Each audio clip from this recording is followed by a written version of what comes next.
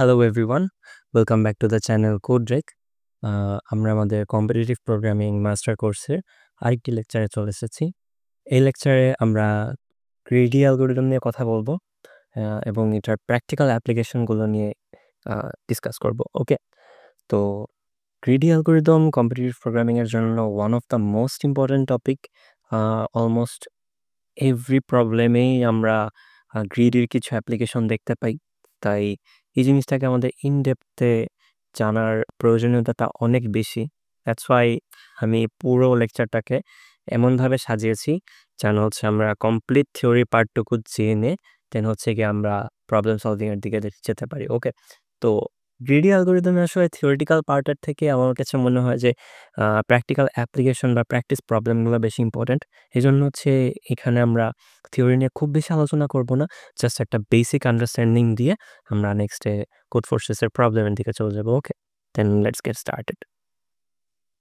তো দেখো, greedy algorithm বলতে অ্যাকচুয়ালি কী বোঝায়। তো লেটস সে তোমার কাছে অনেকগুলা পাথ আছে। হ্যাঁ, অ্যাজ এন ইউজার, ধরো তুমি হচ্ছে একজন ইউজার, তোমার কাছে অনেকগুলা পাথ আছে বা অনেকগুলা রাস্তা আছে যাওয়ার জন্য। ওকে, তো ধরো তোমার একটা ডেস্টিনেশন আছে সামনে, এটা হচ্ছে তোমার ডেস্টিনেশন, আর এই রাস্তাগুলো দিয়ে তুমি হচ্ছে তোমার ডেস্টিনেশনে যেতে পারবে। ঠিক আছে, এখন গ্রিডি অ্যালগরিদম তোমাকে বলে যে তোমাকে এমন একটা রাস্তা চুজ করতে হবে যেটা তোমার জন্য সবচেয়ে বেশি এফিশিয়েন্ট হবে। ওকে, তো তুমি কোন রাস্তাটা চুজ করবা? যেই রাস্তাটা চুজ করলে তুমি আইদার সবচেয়ে শর্টেস্ট ডিস্টেন্সে পৌঁছাতে পারো অথবা লংগেস্ট ডিস্টেন্সে পৌঁছাতে পারো according to your problem statement. Okay, বা ধরো কোন রাস্তা দিয়ে গেলে হচ্ছে গিয়ে তোমার টাইম সবচেয়ে কম লাগবে বা কোন রাস্তা দিয়ে গেলে তোমার টাইম সবচেয়ে বেশি লাগবে, এই জিনিসগুলো ডিটারমাইন করা হয় বেসিক্যালি গ্রিডি অ্যালগরিদম দিয়ে। ঠিক আছে, নাম শুনেই বোঝা যাচ্ছে যে আমরা কোনো কিছু গ্রিডিলি চুজ করব। প্রত্যেক আইটারেশনে আমরা গ্রিডিলি বা আমাদের জন্য বেস্ট অপশন যেটা সেটা চুজ করব। ঠিক আছে, আর আমি একটা প্র্যাকটিক্যাল অ্যাপ্লিকেশন নিয়ে আলোচনা করি। লেটস সে তুমি দোকানে গেলে, ঠিক আছে, দোকানে গিয়ে তুমি একটা প্রোডাক্ট পারচেস করবে যেটার দাম হচ্ছে গিয়ে 18 টাকা। ওকে, 18 টাকা। এখন তোমার কাছে কিছু কয়েন অ্যাভেলেবল আছে তোমার পকেটে। ধরো 1 টাকার কয়েন আছে, 2 টাকার কয়েন আছে, 5 টাকার কয়েন আছে, আর লেটস সে 10 টাকার কয়েন আছে। যদিও 10 টাকার কয়েন হয় না, বাট সাপোজ। ওকে, তো এই কয়টা কয়েন হচ্ছে তোমার কাছে অ্যাভেলেবল। এখন তুমি এই প্রোডাক্টটা যেটা কিনবে, 18 টাকার যে প্রোডাক্টটা কিনবে, তোমাকে এমনভাবে তোমার কয়েনগুলো চুজ করতে হবে বা তোমার কয়েন দিয়ে পেমেন্ট করতে হবে যেন তুমি দোকানদারকে সবচেয়ে কম সংখ্যক কয়েন দিতে পারো। ওকে, কি বললাম বুঝতে পারছো? যে তোমার দোকানদারকে সবচেয়ে কম সংখ্যক কয়েন দিয়ে এই প্রোডাক্টটা তুমি কিনতে হবে তোমাকে। ওকে, তো তোমার কাছে কি কি কয়েন আছে? তোমার কাছে 1 টাকার অনেকগুলা কয়েন আছে, তোমার কাছে 2 টাকার অনেকগুলা কয়েন আছে, 5 টাকার অনেকগুলা কয়েন আছে, 10 টাকার অনেকগুলা কয়েন আছে। ঠিক আছে, এখন এই 18 টাকার প্রোডাক্টটা তুমি এই কয়েনগুলো দিয়ে বিভিন্নভাবে কিনতে পারো, তাই না? ফর এক্সাম্পল ধরো তুমি এভাবে কিনতে পারো যে 5 টাকার একটা কয়েন দিলা দোকানদারকে।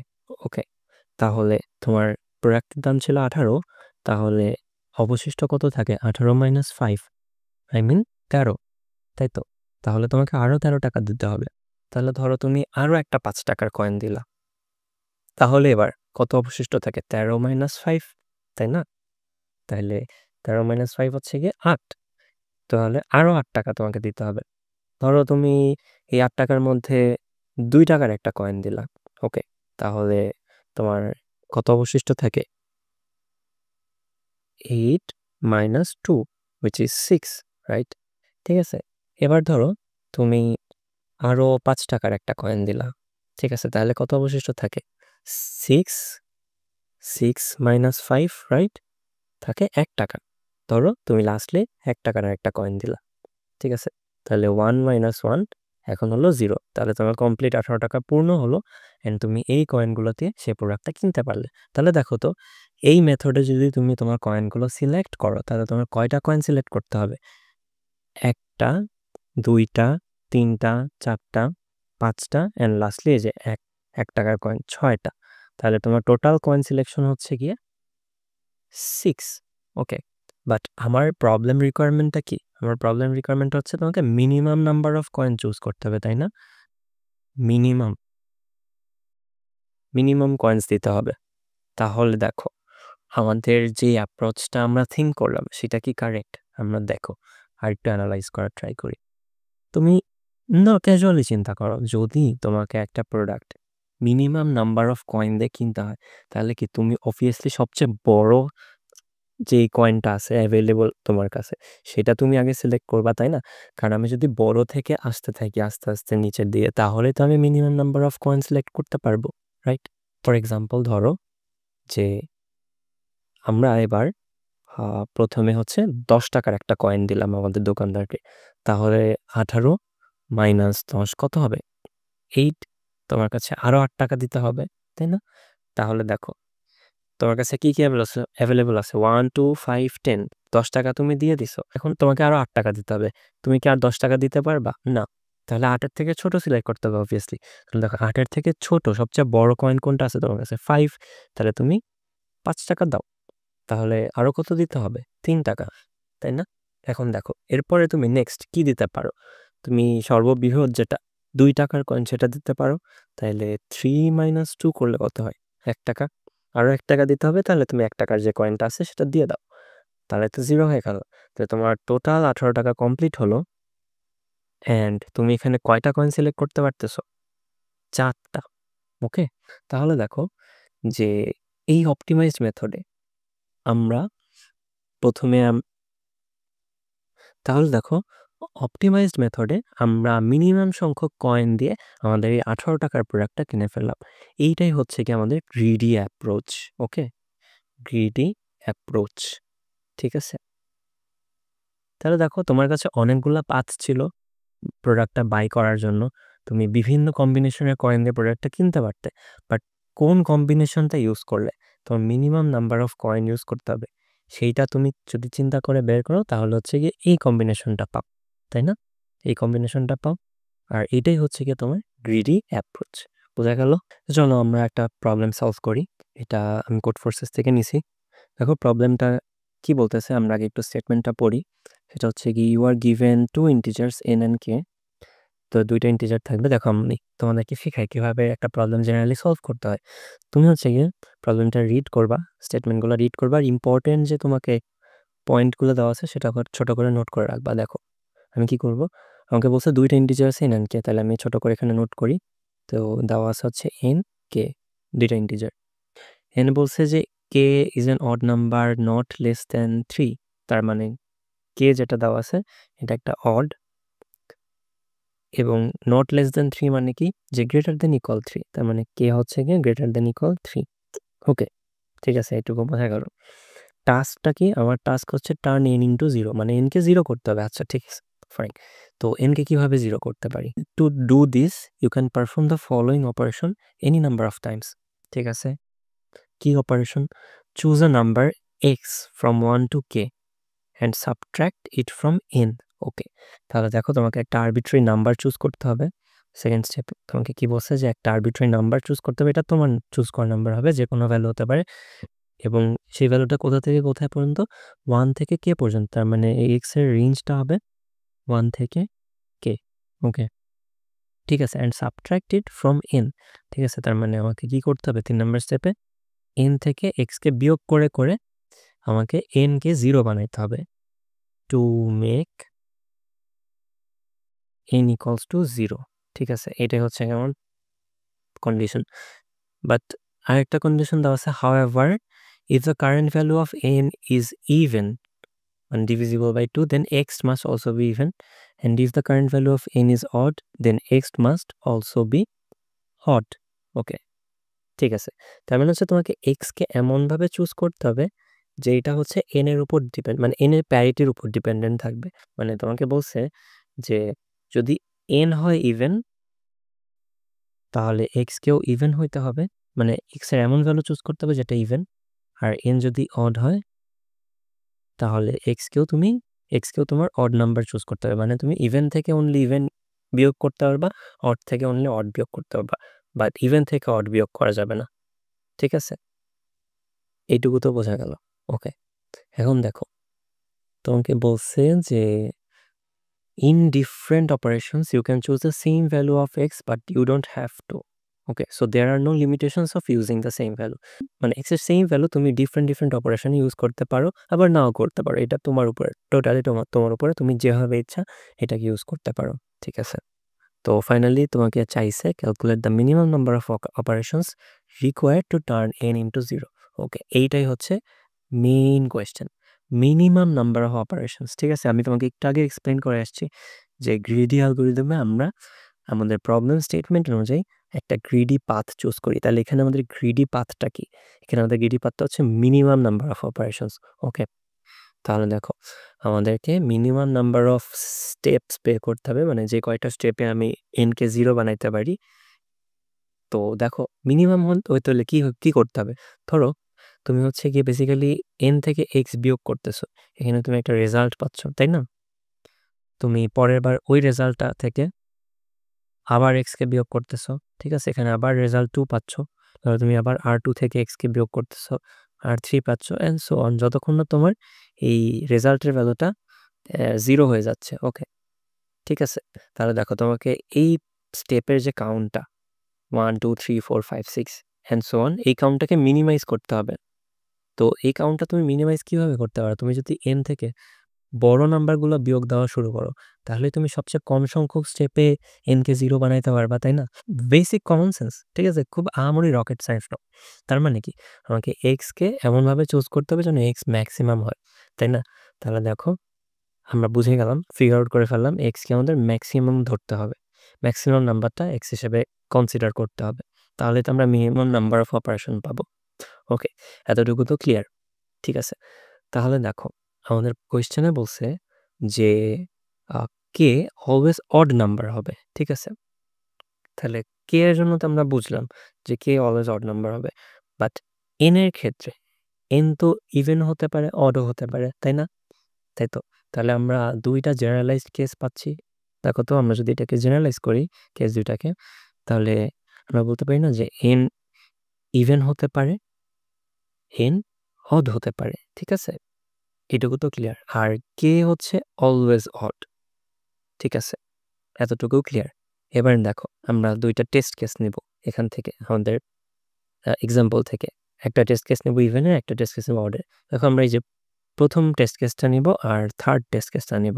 প্রথম টেস্ট কেসে দেওয়া আছে হচ্ছে 39 7। ঠিক আছে, তার মানে হচ্ছে গিয়ে n ইকুয়ালস টু, আচ্ছা এখানে n ইকুয়ালস টু 39 আর k ইকুয়ালস টু 7।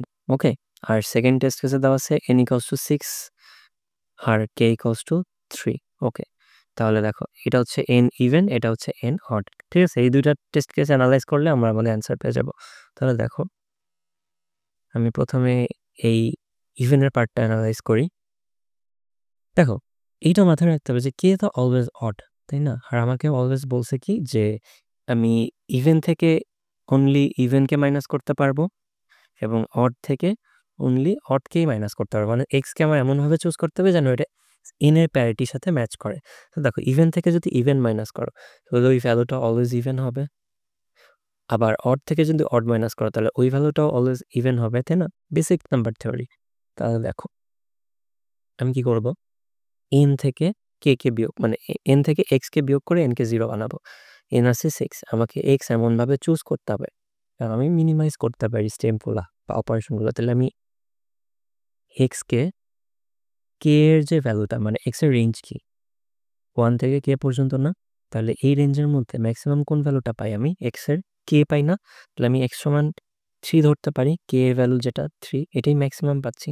এখন দেখো 6 থেকে কি কে 3 বিয়োগ করা যায় না? আমাদের কন্ডিশন বলছে যে ইভেন থেকে আমি অনলি ইভেন নাম্বার বিয়োগ করতে পারবো। তাহলে আমি এক্সকে 1 রিডিউস করে 2 বানাই ফেলতে পারি না? তাহলে কি এটা আমার ম্যাক্সিমাম এক্স এর ইভেন নাম্বার পাচ্ছি আমি, বিকজ ম্যাক্সিমাম নাম্বার হচ্ছে 3।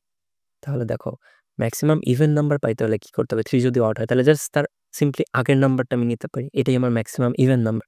তাহলে আমার এক্স এর ভ্যালু পেয়ে গেলাম আমি 2, তার মানে আমি x2 চুজ করবো প্রথম অপারেশনের ক্ষেত্রে, বিকজ প্রথম অপারেশন আছে n 6, সেটা ইভেন নাম্বার। তাহলে দেখো ফার্স্ট স্টেপে আমি 6 থেকে 2 বিয়োগ করি, আমাদের থাকে হচ্ছে 4, যেটা একটা ইভেন নাম্বার। তাহলে আমি সেকেন্ড স্টেপে আবার 4 থেকে 2 বিয়োগ করতে পারি, যেহেতু ইভেন, তাহলে পাই 2। এটাও আরেকটা ইভেন নাম্বার। তাহলে দেখো আমি 2 থেকে 2 বিয়োগ করতে পারি, এটাও একটা ইভেন নাম্বার। ওকে, দেখো এবার আমার n হয়ে গেল 0। তাহলে আমাদের কয়টা স্টেপ লাগলো পারফর্ম করার জন্য? 3 স্টেপস। এটাই আমার minimum number of steps, because আমি এক্সকে ম্যাক্সিমাম ধরে নিছি। ঠিক আছে, তাহলে দেখো এই জিনিসটাকে আমি জেনারেলাইজ কীভাবে করতে পারি বলতো? কীভাবে করতে পারি?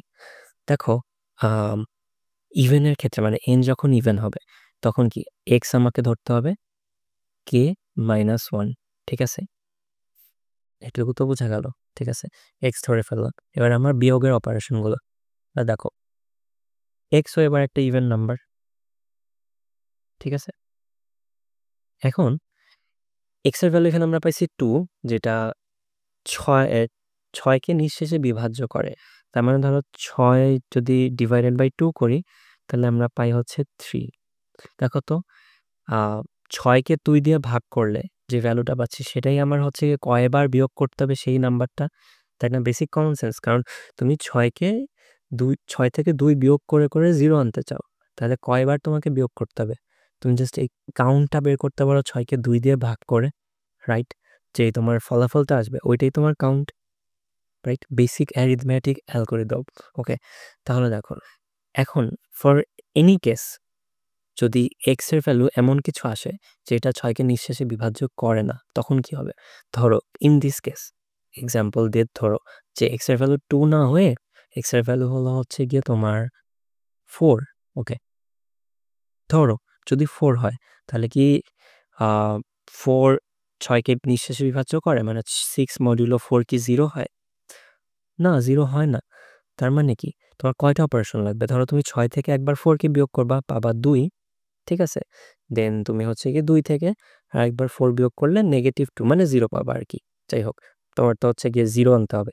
এনিওয়ে, তাহলে তোমার কয়টা অপারেশন লাগবে? এখানে 2টা অপারেশন লাগবে না? তাহলে দেখো আমি যদি 6 ভাগ 4 করি, মানে 6 ডিভাইডেড বাই 4 করি, তাহলে আমি রেজাল্ট কত পাই? 1 পাচ্ছি না? মানে আমি যদি ফ্লোর ভ্যালুটা নিই 1 পাই। ঠিক আছে, বাট আমার অপারেশন কয়টা? 2টা। 1 কেন পাচ্ছি? 2টা কেন পাচ্ছি? বিকজ হচ্ছে গিয়ে ভাগ করার পরে আমার একটা রিমাইন্ডার থাকতেছে, ভাগশেষ থাকতেছে। কারণ কি নিঃশেষে বিভাজ্য না, তার মানে কি অবভিয়াসলি একটা ভাগশেষ আছে। তো তোমার ওই ভাগশেষটাকেও তো বিয়োগ করে 0 বানাইতে হবে। তার মানে কি ওই ভাগশেষটার জন্য তোমার আরো একটা এক্সট্রা স্টেপ লাগবে। বোঝা যাচ্ছে ব্যাপারটা? তার মানে কি যে তোমার যে ভাগফলটা থাকবে এই ভাগফলের সাথে আরো 1 যোগ করতে হবে। ঠিক আছে, তাহলে যদি তোমার আমরা এটাকে এভাবে জেনারেলাইজ করতে পারি, n মডিউলো x যদি নট ইকুয়ালস টু 0 হয় তাহলে আমার অ্যান্সার কি হবে? অ্যান্সার হবে হচ্ছে গিয়ে আমি কি করব? n কে x দিয়ে ভাগ করব প্রথমে, n ডিভাইডেড বাই x যেটার ফ্লোর ভ্যালুটা নিব এবং এর সাথে 1 যোগ করব। এটাই আমার রেজাল্ট। ঠিক আছে, বুঝতে পারছো? আর এই কেসে কি হবে? যদি হচ্ছে গিয়ে n মডিউলো x 0 হয়ে যায়, মানে x যেটা সেটা দিয়ে যদি আমি x কে নিঃশেষে বিভাজ্য করতে পারি তাহলে তো আমার এক্সট্রা স্টেপ লাগতেছে না, বিকজ রিমাইন্ডার নাই। তাহলে আমি জাস্ট সিম্পলি এটার রেজাল্ট কি হবে বা স্টেপ কত হবে? আমি just floor value of n by x করতে পারি। ঠিক আছে, এতটুকু ক্লিয়ার? ইভেনের পার্টটা কি ক্লিয়ার? বুঝতে পারছো? দেখো এবার দেখো আমি হচ্ছে গিয়ে এখানে 2টা জেনারেলাইজড রুল পাইলাম। একটা হচ্ছে গিয়ে n mod x যদি 0 হয় তাহলে রেজাল্ট হবে n বাই x, আর n mod x যদি 0 না হয় তাহলে রেজাল্ট হবে n বাই x প্লাস 1। ওকে, এখন আসি হচ্ছে গিয়ে n যদি অড হয় তাহলে কি হবে? ধরো n আছে এখানে 39, কে আছে 7, কে তো অলওয়েজ অড থাকবে। ঠিক আছে, তো n যদি অড হয় তাহলে আমি x কে সিম্পলি কে ধরে ফেলতে পারি, বিকজ কে যেহেতু অলওয়েজ অড, n ও অড, তাহলে আমি অড থেকে অড বিয়োগ করতে পারবো অবভিয়াসলি। তাহলে এটাই আমার এক্স এর হচ্ছে গিয়ে অপটিমাইজড বা কি বলবো গ্রিডি যে ভ্যালুটা, তাই না? 7 ম্যাক্সিমাম ভ্যালুটা। তো দেখো প্রথম স্টেপে আমি কি করব? 39 মাইনাস 7 করব। ওকে, তো 39 মাইনাস 7 করলে পাই হচ্ছে আমরা 32। দেখো তো প্রথম স্টেপ করার পরে n এর ভ্যালু কি হয়ে গেল? ইভেন হয়ে গেল না? এখন কি 32 থেকে আমরা 7 কি বিয়োগ করতে পারবো? না, পারবো না, কারণ কি 32 ইভেন, তাহলে আমাদেরকে এক্স এর আরেকটা ইভেন ভ্যালু চুজ করতে হবে। তাহলে দেখো সেকেন্ড স্টেপে আমরা কি করতে পারি, এক্সকে আমরা k-1 ধরতে পারি, কারণ কি সবচেয়ে ম্যাক্সিমাম ইভেন ভ্যালুটা কোনটা, 7 এর ঠিক আগের ভ্যালুটা, রাইট, 6। ওকে, তাহলে দেখো এবার আমরা 32 থেকে 6 বিয়োগ করি, পারবো তো? অবভিয়াসলি ইভেন থেকে ইভেন বিয়োগ করা যায়, তাদের কন্ডিশন বলছে। তাহলে আমরা পাই 6, যেটা একটা ইভেন নাম্বার। সিমিলারলি পরের স্টেপে আমরা যাই, 26 থেকে আমি 6 বিয়োগ করতে পারি, পাই হচ্ছে গিয়ে 20, এটাও একটা ইভেন নাম্বার। এরপরে ফোর্থ স্টেপে 20 থেকে 6 বিয়োগ করতে পারি, পাই হচ্ছে 14, ইভেন নাম্বার। ওকে, 5 নাম্বার স্টেপে 14 থেকে 6 বিয়োগ করতে পারি, আমরা পাই হচ্ছে গিয়ে তোমার 8, এটা একটা ইভেন নাম্বার। এরপরে 8 থেকে আমরা 6 বিয়োগ করতে পারি, পাই হচ্ছে গিয়ে আমরা 2, এটাও একটা ইভেন নাম্বার। ওকে, বোঝা গেল। এখন দেখো লাস্টলি 2 থেকে কি আর 6 বিয়োগ করা যায় না, তাহলে 2 থেকে আমরা কোন ভ্যালুটা নিতে পারি, মানে এক্স এর কোন ভ্যালুটা নিতে পারি ম্যাক্সিমাম, যেটা 2 থেকে বিয়োগ করলে 0 হবে, 2 নিতে পারি। এক্স এর ভ্যালু 2, সিম্পলি 2 কনসিডার করতে পারি, এটাই এক্স এর ম্যাক্সিমাম ভ্যালু, যেটা ইভেন হবে এবং 2 থেকে বিয়োগ করলে 2ই পাবো, তাই না? তাহলে ইন দ্যাট কেস 2 থেকে যদি আমি 2 বিয়োগ করি, তাহলে তো 0 পেয়ে যাচ্ছি, রাইট। তাহলে দেখো আমাদের কয়টা স্টেপ লাগতেছে এখানে, টোটাল 7টা অপারেশন লাগতেছে, ঠিক আছে, 7 অপারেশন। তাহলে দেখো এই জিনিসটাকে আমরা কিভাবে জেনারেলাইজ করতে পারি। দেখো প্রথম স্টেপে তো আমরা সিম্পলি, এটা ছিল আমাদের এন, এটা হচ্ছে আমাদের এক্স, বা এটাকে ধরো তুমি বলতে পারো এটা হচ্ছে আমাদের কে, ঠিক আছে। তো প্রথম স্টেপে আমি এন মাইনাস কে করছি, কে করার পরে এন হয়ে গেছে আমাদের ইভেন, এখানে গেল আমাদের একটা স্টেপ বা একটা অপারেশন। ওকে, এরপরে দেখো পরের বার এন তো ইভেন হবে, ঠিক আছে। এখন দেখো আমরা জানি যে অড থেকে অড মাইনাস করলে ইভেন হয়, বাট একবার যখন ইভেন পেয়ে গেছি, এরপরে তো আমি ইভেন থেকে যতবার ইভেন মাইনাস করবো ওই রেজাল্টটা তো ইভেনই আসবে। আমার কি এন পরের বার অড হওয়ার কোনো পসিবিলিটিস আছে? তার মানে আমি পরের সবগুলো স্টেপের জন্য, এইখান থেকে লাস্ট পর্যন্ত, লাস্টের আগ পর্যন্ত সবগুলো স্টেপের জন্য আমি এক্সকে ইভেন কনসিডার করতে পারি বা 6 কনসিডার করতে পারি, যেটা ম্যাক্সিমাম কে এর এক ধাপ নিচে, বা কে এর এক ছোট হচ্ছে ভ্যালুটা, সেটা কনসিডার করতে পারি, তাই না? তাহলে দেখো কয় ধাপে আমরা হচ্ছে গিয়ে এন থেকে 6 কে বিয়োগ করতে পারবো, কয়বার বিয়োগ করতে পারবো? আগের মতোই আমরা জাস্ট যদি এন ডিভাইডেড বাই এক্স করি, এটা ফ্লোর ভ্যালুটা নেই, তাহলে আমরা সেই রেজাল্টটা পাচ্ছি না বা সেই অপারেশনটা পাচ্ছি না। দেখো এখানে হচ্ছে গিয়ে এই 2 থেকে 6 নম্বর অপারেশন পর্যন্ত আমরা 6 বিয়োগ করতে পারতেছি এন থেকে।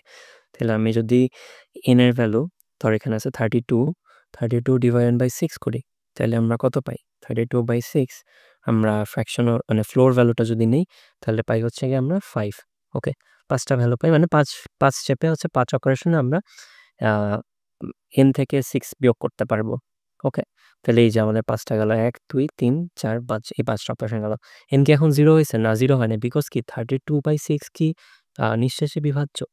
না, নিঃশেষে বিভাজ্য না, এখানে একটা রিমাইন্ডার থাকবে, তাহলে ওই রিমাইন্ডারটাকেও তো আমাদের ভ্যানিশ করতে হবে, ভ্যানিশ করার জন্য এখানে আরও একটা এক্সট্রা স্টেপ লাগবে, ঠিক আছে। তাহলে দেখো টোটাল কয়টা স্টেপ হলো, প্রথমে এই অড থেকে অড নাম্বার বিয়োগ করতে একটা স্টেপ, পরবর্তীতে এইখানে 5টা স্টেপ, 32 থেকে 6 ভাগ করলে 5 পাই, আর যেহেতু রিমাইন্ডার আছে তাহলে আরও একটা স্টেপ বেশি। বাট যদি রিমাইন্ডার না থাকতো, তাহলে কি এই এক্সট্রা স্টেপটা দরকার ছিল? দরকার ছিল না, কারণ কি নিঃশেষে বিভাজ্য হয়ে যাচ্ছে, তার মানে কি 0 আমরা পাচ্ছি বিয়োগ করে। ওকে, এটুকু বোঝা গেল। তাহলে অডের কেসে আমরা জেনারেলাইজড রুলটা কি পাই, সেটা হচ্ছে গিয়ে যে আমরা কয়টা স্টেপ পাচ্ছি, সেটা হচ্ছে গিয়ে ধরো যদি আমার প্রথমে হচ্ছে গিয়ে আমি এন থেকে কে বিয়োগ করব, ঠিক আছে। তাহলে আমরা এখানে তো আমাদের একটা স্টেপ যাবে, তাহলে আমি কাউন্টের মধ্যে প্রথমে 1 নিতে পারি, এরপরে এন থেকে কে বিয়োগ করি, তাহলে নতুন যে এনের ভ্যালুটা পাবো, এই ভ্যালুটাকে আমি হচ্ছে গিয়ে এক্স এর ভ্যালুতে ভাগ করতে থাকবো। এক্স এর ভ্যালু এখানে কত হবে? k-1, তাই না? তাহলে হচ্ছে গিয়ে আমি n ডিভাইডেড বাই k-1, এইটার যে ফ্লোর ভ্যালুটা, সেই ভ্যালুটা আমি নিতে পারি, এখানে নিতে পারি না, এম নিতে পারি, এই যে সেই ফ্লোর ভ্যালু। ওকে, এই ভাগফলটা যদি নিঃশেষে বিভাজন হয়, তার মানে হচ্ছে কি n মডিউলো k-1 যদি নট ইকুয়ালস টু 0 হয়, তাহলে আমাকে আরও একটা এক্সট্রা স্টেপ করতে হবে, তাহলে আমি ওই এক্সট্রা স্টেপটা কাউন্টের সাথে প্লাস করে দেবো। তাহলে আমার টোটাল কাউন্ট কত পাচ্ছি দেখো তো। প্রথমে আমার একটা স্টেপ তো লাগতেছে মাস্ট 1 প্লাস এখানে পাচ্ছি হচ্ছে গিয়ে floor value of n by k minus 1, আর আমাদের একটা কন্ডিশন থাকবে যদি হচ্ছে গিয়ে এইটা হয় তাহলে আমরা 1 যোগ করব, আদারওয়াইজ করব না। ঠিক আছে, এতটুকু তো বোঝা গেল। দেখো এই হচ্ছে কি আমাদের জেনারেলাইজড অ্যালগরিদম। আচ্ছা দেখো, তাহলে আমরা যদি পুরো ব্যাপারটাকে সামারাইজ করতে চাই তাহলে আমরা জেনারেলি দুইটা কেস পাই। n যদি হচ্ছে ইভেন হয় আর n যদি অড হয়। ঠিক আছে, তাহলে n ইভেন হলে আমরা কি বলছি যে আমরা এখানে x সমান k মাইনাস 1 ধরবো, তাই না? দেখো তাহলে x সমান হবে k মাইনাস 1 অ্যান্ড দুইটা কেস পাচ্ছি। এই যে একটা কেস হচ্ছে গিয়ে এভাবে লিখি, if n modulo x equal 0, তাহলে আমাদের রেজাল্ট হবে, ধরো আমরা একটা কাউন্ট ভ্যারিয়েবল রাখি, তাহলে আচ্ছা আমাদের কাউন্ট হবে floor value of n by x। Okay, floor value of n by x। Otherwise আমাদের কাউন্ট হবে কি floor value of n by x plus 1, তাই না? একটা রিমাইন্ডার থাকবে, তাহলে ওর জন্য আমার একটা এক্সট্রা স্টেপ কাউন্ট করতে হবে। ওকে, সিমিলারলি অর্ডারের ক্ষেত্রে ধরো আমি একটা কাউন্ট ভ্যারিয়েবল নিলাম, ঠিক আছে, 0, এখানেও 0। তো অর্ডারের ক্ষেত্রে কি যে প্রথমে আমার n হবে হচ্ছে n মাইনাস কে, বা তুমি এটা বলতে পারো যে x হবে হচ্ছে কে। সো তুমি n থেকে x কে বিয়োগ করো বা k কে বিয়োগ করো, একই কথা। যাই হোক, n equals two n minus K, and আমার টোটাল স্টেপ যেটা হবে সেটা হচ্ছে গিয়ে এই যে এইটার উপর ডিপেন্ড করবে। তো if n modulo k minus 1, ওকে, মানে ইভেন নাম্বারটা যদি 0 হয়, ওকে, এটা যদি 0 হয়, এখানে একটা এক্সট্রা ব্র্যাকেট চলে আসছে, তাহলে হচ্ছে আমরা আমাদের কাউন্টের মধ্যে কি করব, floor value of n by k minus 1 add করব। ঠিক আছে, floor value of n by k minus 1 যদি 0 হয়। অ্যান্ড অলসো মনে আছে আমাদের একটা এক্সট্রা স্টেপ করা লাগতো অর্ডের ক্ষেত্রে, এই যে প্রথম স্টেপটা, তাহলে ওটাতে অ্যাড করতে হবে +1। আর এলস যদি 0 না হয় তখন কি হবে, তখন এই পুরোটার সাথে আরও একটা এক্সট্রা 1 অ্যাড করতে হবে, তাই না? তাহলে কাউন্ট কি হবে, floor value of n by k minus 1 +1, okay, বা তুমি +2 লিখতে পারো সিম্পলি। এই হচ্ছে কি আমাদের জেনারেলাইজড ফরম্যাট। ঠিক আছে, তাহলে দেখো আমরা যদি আমাদের কোডটা দেখি, দেখো আমি একটা টেস্ট কেস ইনপুট নিছি, দুইটা ভ্যারিয়েবল নিলাম n আর k, ওকে, একটা কাউন্ট রাখলাম। n যদি ইভেন হয় তাহলে কি বলছিলাম, x হচ্ছে কি k মাইনাস 1, দেন ইভেনের জন্য কাউন্ট হবে হচ্ছে n বাই x, বা তুমি এটাকে ফ্লোর লিখতে পারো, ফ্লোর না লিখলেও বাই ডিফল্ট ফ্লোরই থাকে। অ্যান্ড এলস কাউন্ট হবে কি n by x plus 1, okay. আর n যদি অড হয়, মানে এটা হচ্ছে গিয়ে n অডের case, n is odd, okay. n অডের কেসে কি হবে, n থেকে k মাইনাস করব বা x মাইনাস করব, একই কথা, এখানে x কে আমরা k ধরবো। তারপরে হচ্ছে কি আমরা চেক করব যে n মডিউলো k 0 কিনা, যদি 0 হয় তাহলে কাউন্ট কি হবে তোমার floor value of n by k minus 1, and এটার সাথে 1 যোগ হবে, যেহেতু অডের ক্ষেত্রে একটা এক্সট্রা স্টেপ করা লাগে। এলস যদি ডিভিজিবল না হয় তাইলে এই পুরো ভ্যালুটার সাথে আরও একটা এক্সট্রা 1 যোগ হবে। ওকে, বোঝা গেল? লাস্টলি আমরা সি আউট করে দিয়েছি কাউন্টকে। তো চলো এটাকে আমরা সাবমিট করি। আমাদের কোড ফোর্সেসে এসে আমরা যদি সাবমিট করি,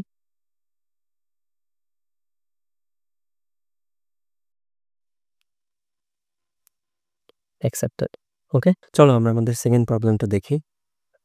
আমাদের সেকেন্ড প্রবলেমে কি বলা আছে, এখানে বলতেছে যে Arseniy came up with another business plan to sell soda from a vending machine. For this he purchased a machine with n shelves as well as k bottles, where ith bottle is characterized by the brand index PI and cost index CI.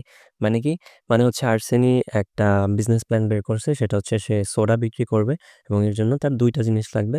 একটা হচ্ছে vending machine, যেটার মধ্যে n number of shells থাকবে, ঠিক আছে, আর হচ্ছে সে k number of soda bottle কিনছে। ওকে, এই বোতলের ২ টা প্রপার্টি আছে। একটা হচ্ছে ব্র্যান্ড ইনডেক্স, অর্থাৎ এই একটা নাম্বার দিয়ে এর ব্র্যান্ডটাকে ইউনিকলি আইডেন্টিফাই করা হবে, এবং একটা হচ্ছে কস্ট, এটা হচ্ছে ওই বোতলের বা ওই সোডার দাম। ওকে, তো বলছে you can place any number of bottles on each shelf, any number of bottle on each shelf, অর্থাৎ একটা সিঙ্গেল শেলফে তুমি ইনফিনিট অ্যামাউন্ট অফ বটল রাখতে পারবা, any number of bottle, but all the bottles on the same shelf must be of the same brand. But এখানে কন্ডিশনটা কি, একটা single শেলফে তোমার একটা সিঙ্গেল টাইপের ব্র্যান্ডেড বোতলই রাখতে পারবা। তো এটা দিয়ে কি বোঝাচ্ছে, এটা আমি একটু এক্সপ্লেন করি। তো ব্র্যান্ড ইনডেক্স হচ্ছে গিয়ে, ধরো তোমার একটা ইন্টিজার, যেটাকে আমরা বিআই বলতেছি, এখানে যে কোনো একটা নাম্বার থাকতে পারে। ধরো যদি বিআই হয় 2, তার মানে হচ্ছে ওই বোতলের ব্র্যান্ড হচ্ছে গিয়ে 2। ওকে, সিমিলারলি আরেকটা বোতলের বিআই যদি হয় 1, তার মানে হচ্ছে ওই বোতলের ব্র্যান্ড হচ্ছে 1। দ্যাট মিনস হচ্ছে গিয়ে যে এই 2টা বোতল হচ্ছে ডিফারেন্ট ব্র্যান্ডের। ওকে, ডিফারেন্ট ব্র্যান্ডের, বোঝা গেল? বাট যদি হয় ধরো যে একটার ব্র্যান্ড ইনডেক্স 2, আরেকটারও ব্র্যান্ডিং ইনডেক্স হচ্ছে গিয়ে 2। ওকে, তাহলে কি হবে, এই 2টা হচ্ছে গিয়ে সেম ব্র্যান্ডের। ওকে, এই 2টা তখন কি হবে, সেম ব্র্যান্ডের। ব্র্যান্ড ইনডেক্সে এইটাই বুঝাইছে। ওকে, তো আমি বেসিক্যালি বলছে যে একটা সিঙ্গেল শেলফে এই সেম ব্র্যান্ডের যে কোনো সংখ্যক বোতল থাকতে পারবে, বাট ডিফারেন্ট ব্র্যান্ডের বোতল সিঙ্গেল শেলফে থাকতে পারবে না, তাদের জন্য তোমার ডিফারেন্ট ডিফারেন্ট শেলফ ডিফাইন করতে হবে। ওকে, এটাই হচ্ছে কন্ডিশন। ঠিক আছে, এবার দেখো নেক্সট কি বলছে, Arseniy knows that all the bottles he puts on the shelves of the machine will be sold, মানে সে মেশিনে যতগুলা বোতল লাগবে সবগুলোই বিক্রি হবে। Therefore he asked you to calculate the maximum amount he can earn. ওকে, তার মানে কি, যে সে বোতলগুলো যখন বিক্রি করবে, সে কোন অর্ডারে তার বোতলগুলো তার শেলফে সাজাইতে পারে যেন সে ম্যাক্সিমাম প্রফিটটা গেইন করতে পারবে। তার যে বোতলের কস্টটা আছে, সেই কস্ট থেকে সে ম্যাক্সিমাম প্রফিটটা গেইন করতে পারবে। ওকে, তা দেখো ইনপুট কনস্ট্রেন্টসগুলো কি আছে। First line of each test case contents n n k, যেটা হচ্ছে এন নাম্বার অফ শেলফস, আর কে হচ্ছে নাম্বার অফ বটলস। তারপর বলছে k lines content two integers, brand index and cost. Okay, it is guaranteed the sum of n does not exceed 2 into 10 to the power 5. Okay, right. তো আউটপুটে বলছে যে for each test case output and integer the maximum amount Arseniy can earn. ঠিক আছে, তাহলে দেখো আমরা একটা টেস্ট কেস নিয়ে আসি। ধরো এই যে প্রথম টেস্ট কেসটা আনলাম। প্রথম টেস্ট কেসে আমাদের আমি একটু এটা ক্লিয়ার করে দিই। ঠিক আছে, প্রথম টেস্ট কেসে বলছে এন হচ্ছে গিয়ে 3, কে হচ্ছে গিয়ে 3। এন হচ্ছে নাম্বার অফ শেলস, কে হচ্ছে নাম্বার অফ বটলস। ওকে, আর ব্র্যান্ড ইন্ডেক্স দেওয়া আছে হচ্ছে তোমার 2, 6, 2, 7 আর 115। ওকে, এটা হচ্ছে গিয়ে 3টা বোতলের ব্র্যান্ড ইন্ডেক্স, মানে এইগুলা হচ্ছে আমাদের ব্র্যান্ড, আর এগুলো হচ্ছে আমাদের কস্ট। ওকে, তিনটা বোতলের প্রপার্টি আছে আর কি। তো দেখো এই বোতলের প্রপার্টিগুলা অ্যানালাইজ করলে আমরা কি দেখতে পাই, আমরা দেখতে পাই এখানে 2 টাইপের ব্র্যান্ড আছে। একটা হচ্ছে ব্র্যান্ড 1, আর একটা হচ্ছে ব্র্যান্ড 2। ওকে, তাহলে দেখো আমাদের বলছে কি যে আমাদের নাম্বার অফ শেলফ আছে 3টা। ধরো এই হচ্ছে আমাদের মেশিন, ভেন্ডিং মেশিনের শেলফ হচ্ছে গিয়ে 3টা, এবং এই 3টা বোতলে, এই 3টা শেলফে আমাদের বোতলগুলো এমনভাবে সাজাতে হবে যেন তার প্রফিটটা ম্যাক্সিমাইজ হয়। দেখো তো কন্ডিশন অনুযায়ী আমাদেরকে সেম যে ব্র্যান্ডগুলো আছে সেগুলোকে একটা সিঙ্গেল শেলফে রাখতে হবে। ঠিক আছে, তাহলে দেখো আমি কি করতে পারি, এই যে প্রথম 2টা বোতলকে আমি একটা সিঙ্গেল শেলফ রাখতে পারি। ধরো এই যে ব্র্যান্ড 2, যেটার কস্ট হচ্ছে গিয়ে 6, আর হচ্ছে ব্র্যান্ড 2 যেটার কস্ট হচ্ছে 7, এটাকে আমি প্রথম শেলফে রাখলাম। আর পরের বোতলটা যেটা হচ্ছে ব্র্যান্ড 1, কস্ট হচ্ছে 15, আমি পরের শেলফে রাখলাম। এভাবে আমি সাজাতে পারি। তাহলে আর্সেনির প্রফিট কত হবে, এই সবগুলা এখানে তো বলছে যে হচ্ছে আর্সেনি সবগুলা বোতল বিক্রি করতে পারবে, তাই না? তাহলে তার প্রফিট কত হবে, এই সবগুলা বোতলের যোগফল, মানে 6 + 7 + 15। ওকে, এটাই হচ্ছে আর্সেনির প্রফিট, সেটা হচ্ছে 28।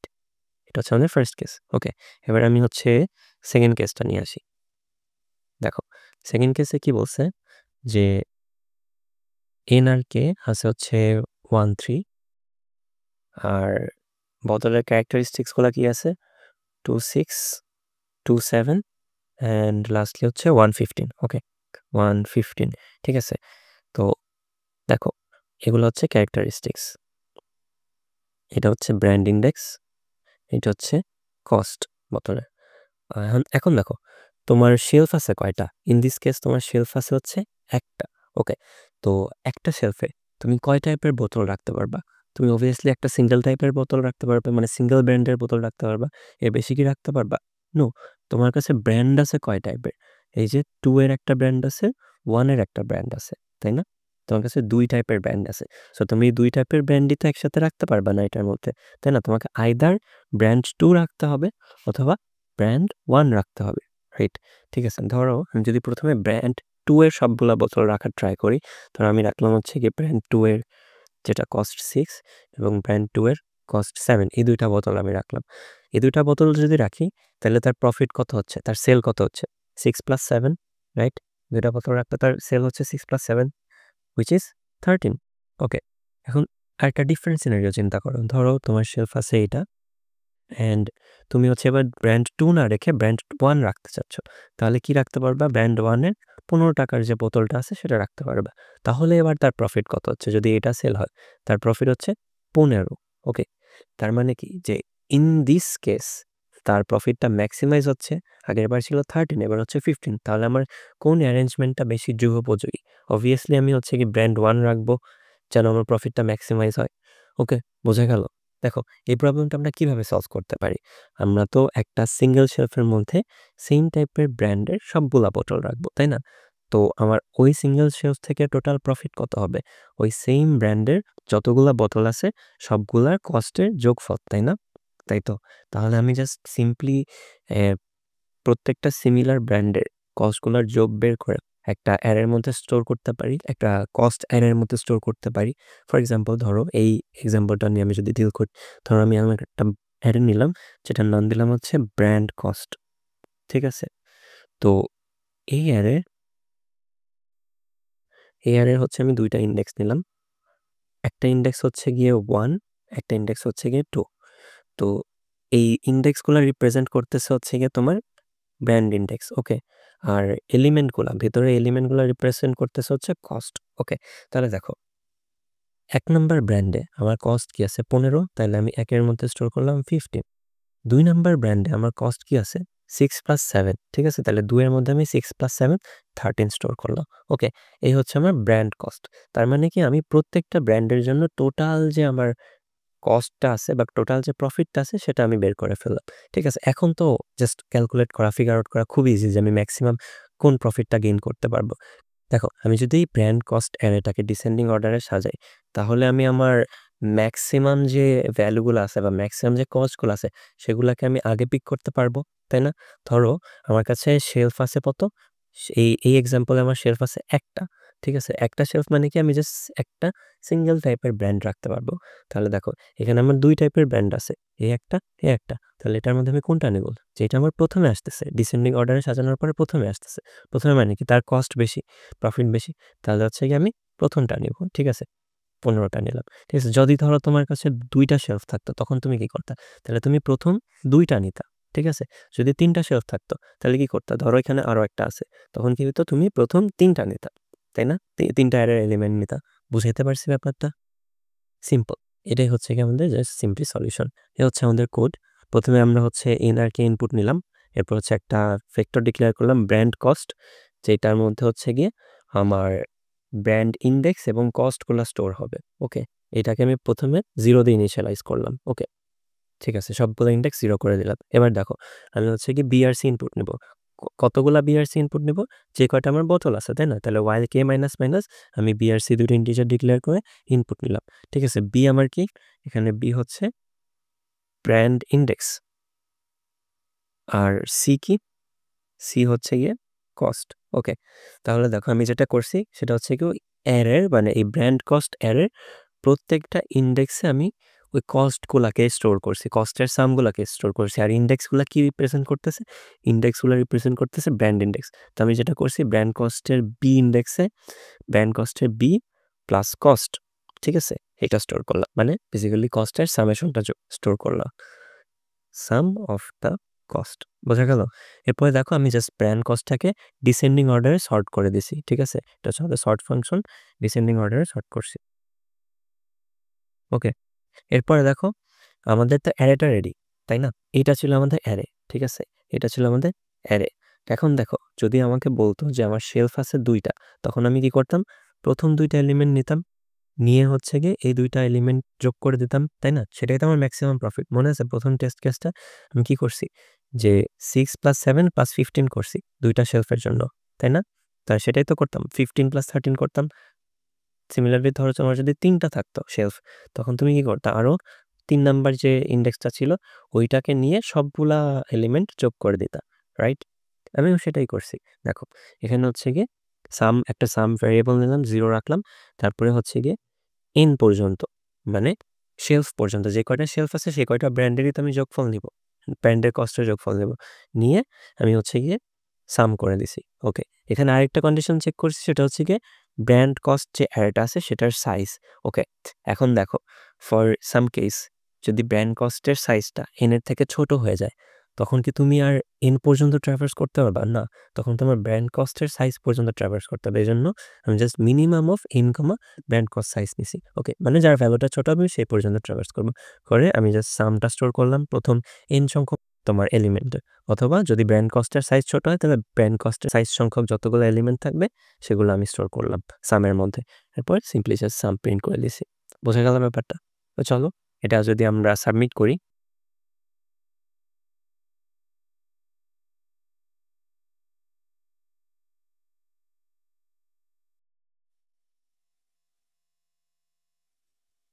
ওকে অ্যাকসেপ্টেড। ওকে দেখো আমাদের থার্ড প্রবলেমে চলে আসছি। এইটা একটা গ্রিডি প্লাস কনস্ট্রাকটিভ অ্যালগরিদমের প্রবলেম। আমরা অফেন দেখি যে হচ্ছে গ্রিডির সাথে কনস্ট্রাকটিভের মিক্সচার করে প্রবলেমগুলো দেওয়া হয়। অনেক সময় গ্রিডির সাথে নাম্বার থিওরি দেওয়া হয়, অনেক সময় গ্রিডির সাথে ডিপি দেওয়া হয়। সো এই প্রবলেমটা আমার কাছে মনে হচ্ছে খুবই বিউটিফুল একটা প্রবলেম। তো চলো এটা সলভ করি। তো দেখো এই প্রবলেমে কি বলছে, you are given 2 integers n and m, you have to construct the array a of length n consisting of non-negative integers. Okay, non-negative মানে কি? integers greater than or equal to 0. ওকে, তার মানে হচ্ছে কি 0 থাকতে পারবে বাট নেগেটিভ নাম্বার থাকতে পারবে না, such that the sum of elements of this array is exactly m. ওকে, অ্যারের লেন্থ হচ্ছে n এবং অ্যারের এলিমেন্টের সাম হচ্ছে m. Okay, and the value this, okay, is the maximum possible. ওকে, তো এটা কি মিন করতেছে এটা আমরা এখানে দেখলে বুঝতে পারবো। তো in other words you have to maximize the sum of absolute differences between adjacent consecutive elements. ওকে, তার মানে হচ্ছে পাশাপাশি 2টা এলিমেন্টের ডিফারেন্সের যে মড ভ্যালুটা হবে সেগুলোকে আমরা যোগ করে করে একটা সাম নিব এবং ওই সামটাকে আমাদের ম্যাক্সিমাইজ করতে হবে। ফর এক্সাম্পল এখানে একটা এক্সাম্পল দেওয়া আছে, দেখো যে একটা অ্যারে দেওয়া আছে 132550। তো এটাকে যেটা করছে সেটা হচ্ছে গিয়ে দেখো প্রথম 2টা এলিমেন্ট, আমি একটু জুম করি, দেখো প্রথম 2টা এলিমেন্টের অ্যাবসোলুট ডিফারেন্স নিছে 1 - 3, ঠিক আছে, 1 - 3। এরপরে পরের 2টা এলিমেন্টের অ্যাবসোলুট ডিফারেন্স নিয়ে যোগ করছে, মানে প্লাস অ্যাবসোলুট ডিফারেন্স অফ 3 - 2। ওকে, তারপরে পরের 2টা মানে 2 আর 5, 2 - 5 প্লাস পরের 2টা 5 - 5। ওকে, প্লাস পরের 2টা 5 - 0। ওকে, পরে এটার যে যোগফল হবে সেটা হচ্ছে আমাদের অ্যান্সার। দেখো এই যে এই জিনিসটাই এখানে দেখাইছে। ওকে, তো এটার যোগফল হচ্ছে 11, ঠিক আছে। তো বলছে যে note that this example doesn't show the optimal answer. Okay, মানে এখানে যে এক্সাম্পলটা দিচ্ছে সেটা হচ্ছে ম্যাক্সিমাম আনসার না। ওকে, বাট তোমাকে এই মেথডে এই সামটাকে ম্যাক্সিমাম করতে হবে। ওকে, বোঝা গেল? তাহলে দেখো আমরা কিভাবে এটাকে ম্যাক্সিমাম করতে পারি। আমাদের ইনপুটে কি দেওয়া আছে, first line of the input contains 1 integer, number of test cases, the only line of test cases contains 2 integer n and m। n হচ্ছে কি লেংথ অফ দ্য অ্যারে আর m হচ্ছে সাম। ওকে, তো এটা কোন সাম? এখানে দেখো 2 ধরনের সামের কথা বলছে। একটা হচ্ছে m যেটা হচ্ছে সেটা হচ্ছে সবগুলা এলিমেন্টের যোগফল, সবগুলা এলিমেন্টের যোগফল হচ্ছে m। আরেকটা হচ্ছে গিয়ে এই যে এই সামটা, ওকে, অ্যাডজেসেন্ট ভ্যালুর তোমার ডিফারেন্সের যে সামটা। ওকে, তো এখন আউটপুট কি করতে বলছে দেখো তো, for each test case print the answer the maximum possible value of this for an array a consisting of n non-negative integers with the sum m. Okay, তার মানে কি, যে ধরো তোমাকে n and m দেওয়া থাকবে, ঠিক আছে? এই n and m এর উপর বেস করে তোমাকে একটা অ্যারে বানাইতে হবে, একটা অ্যারে কনস্ট্রাক্ট করতে হবে, যেই অ্যারের সবগুলো এলিমেন্টের যোগফল হবে m, এবং ওই অ্যারের এলিমেন্টগুলোকে যদি আমরা এই প্যাটার্নে সাজাই বা এই প্যাটার্নে সাম বের করি, তাহলে যেন ওইটা আমাদের ম্যাক্সিমাম একটা সাম প্রডিউস করে। ওকে, মানে অ্যারের এলিমেন্টগুলোকে এমনভাবে সাজাইতে হবে যেন হচ্ছে কি এই প্যাটার্নে আমরা ম্যাক্সিমাম সামটা পাই, ঠিক আছে? তাহলে দেখো এটা কিভাবে করতে পারি। এটা দেখো খুবই সিম্পল একটা অবজারভেশনাল প্রবলেম, আমরা জাস্ট টেস্ট কেসগুলো অবজার্ভ করলেই বুঝে যাব, ঠিক আছে? দেখো প্রথম টেস্ট কেসটা নিয়ে আমরা ডিসকাস করি। প্রথম টেস্ট কেসে কি দেওয়া আছে? 1 and 100, ঠিক আছে? 100 হচ্ছে n, 100 হচ্ছে m। তার মানে আমাদেরকে 1 সাইজের একটা অ্যারে বানাইতে হবে যার সবগুলো এলিমেন্টের যোগফল 100 হবে। তাহলে এরকম অ্যারে তো আমরা জাস্ট একটাই বানাইতে পারি, যেটা হচ্ছে গিয়ে 100, মানে যেটা এলিমেন্ট হচ্ছে 100, শুধু 100। তাহলে তো এটার সবগুলো এলিমেন্টের যোগফল কি হবে? সাম হবে হচ্ছে গিয়ে 100, তাই না? তাই তো। এখন দেখো এটা যদি আমাদের a হয়, সেই আমাদের কাঙ্ক্ষিত অ্যারেটা হয়, তাহলে এই অ্যারেটার এই সামটার ভ্যালু কি হবে? অ্যারেটার এই সামের ভ্যালু কি হবে বলো তো? এটা কি হবে? আমাদের এই অ্যারেতে কি আমরা আর কোনো এলিমেন্ট দেখতেছি? এই অ্যারেতে এলিমেন্ট আছে একটা, তাহলে আমরা অ্যাডজাসেন্ট এলিমেন্ট পাবো কোথায়? এটার তো কোনো অ্যাডজাসেন্ট এলিমেন্টই নাই যে আমরা বিয়োগ করে সেটাকে যোগ করব। পসিবল না। তাহলে এই অ্যারের ক্ষেত্রে আমাদের সেই ম্যাক্সিমাম পসিবল সাম যেটা আর কি, এই যে এই ভ্যালুটা আর কি, এই ভ্যালুটা হবে হচ্ছে 0। ওকে, সেটাই হচ্ছে আমাদের আউটপুটে দিছে। দেখো আমাদের আউটপুট হচ্ছে কি 0। আমাদের আউটপুট করতে বলছে হচ্ছে কি maximum possible value of this thing. তাহলে এটা হচ্ছে 0। তার মানে একটা জিনিস তো আমরা বুঝতে পারলাম, একটা কেস তো আমরা বুঝতে পারলাম যে যখন আমাদের n হচ্ছে 1, তখন আমাদের অ্যান্সার হচ্ছে 0। ওকে, ঠিক আছে। এবার দেখো পরের টেস্ট কেসে কি দেওয়া আছে? পরের টেস্ট কেসে দেওয়া আছে হচ্ছে গিয়ে এইটা 2,2, ঠিক আছে? এটাকে আমরা একটু নিই। ধরো n m, n আছে 2, m আছে 2।